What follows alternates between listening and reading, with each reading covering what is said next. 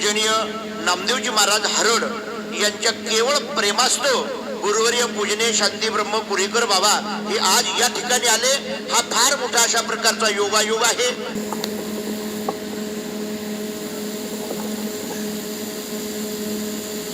मंगलम भगवान विष्णु मंगलम गरुड़ध्वज मंगलम पुंडरीकाक्ष मंगलायतनो हरी। आजच्या या मंगलमय दिवशी हा जो स्वर्गामध्ये गाजवणारा असा जो सोहळा आहे, तो सोहळा ज्या ठिकाणी पूज्य सर्व धर्मश्रेष्ठ असणारे